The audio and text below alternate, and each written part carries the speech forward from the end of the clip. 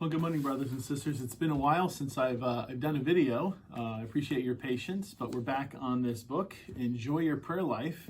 And we come to chapters 8 and 9. Chapter 8 is praying at all times, and then chapter 9 is depending on God. So let me read this. If prayer is communion with God, then it can take many forms. We have different sorts of conversations with our friends and families, from texts and emails to rambling chats late into the evening. Similarly, we don't need to try to fit God into each day, that is to see our prayer life as something different from the rest of life. In fact, the danger arises precisely when you do think your prayer life is something separate. No, for the Son, everything flows from his communion with the Father, and we read about that in chapter 7, and so it should become for us. When you know that each day is already God's and that we have fellowship with him all the time, then prayer suffuses the whole day more naturally.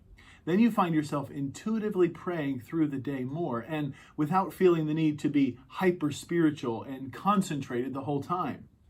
For me, very often it's unclear whether I'm praying at a particular moment or working. It is both at the same time. Even in times when I've settled down just to pray, almost every day I find that the Lord answers at least one prayer for wisdom and guidance immediately, and I have to note it down and act on it before I can carry on praying. We have communion with God at all times. However, having said that, relationships only grow when you give each other quality time. And here's one way I hope that what we've seen will improve your quiet times. When you default to thinking of prayer as an abstract activity, a quote-unquote thing to do, the tendency is to focus on the prayer as an activity, which makes it boring. Instead, focus on the one to whom you're praying. Reminding yourself who you are coming before is a great help against distractions and changes the prayer. That's just what happens in the Psalms. They constantly interrupt their own petitions to speak of the Lord's faithfulness and kindness. So should we. And persistently focusing again on him then elicits more earnestly and hearty prayer. And so we pray, we focus on God, we pray again, and that's the focus of that chapter. Number 9, chapter 9, depending on God. Prayer is enjoying that the Father really is our Father. But what exactly does it mean that God is a Father? First, it means he is eternally begetting his Son. Always he is giving life to and lavishing his love on his Son. So as Father, he is the source of all life, love, and blessing. And what does it mean to be the Son? Eternally, the Son is characterized by receiving from the Father.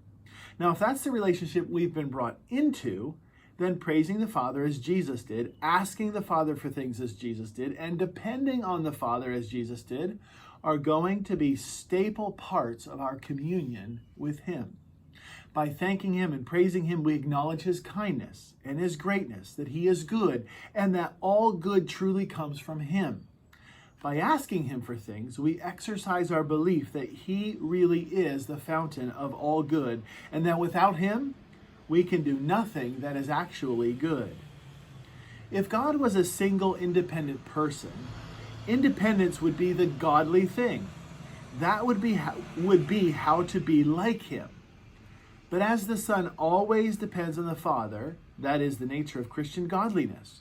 Being a Christian is first and foremost all about receiving, asking, and depending. It's when you don't feel needy, and so when you don't pray much, that you lose your grip on reality and think or act in an unchristian manner. In fact, as you grow as a Christian, you should feel not more self-sufficient, but ever more needy. If you don't, I'm not sure you're growing spiritually. If you really feel your need to depend on God, though, prayer will simply flow from this. Prayer, then, is enjoying the care of a powerful Father instead of being left to a frightening loneliness where everything is all down to you. Prayer is the antithesis of self-dependence. It is our no to independence and our no to personal ambition. It is the exercise of faith that you need God and are a needy receiver. With this in mind, instead of chasing the idol of our own productivity, let's be dependent children and let the busyness that could keep us from prayer drive us to prayer. Only then, like the Son, can we actually be fruitful.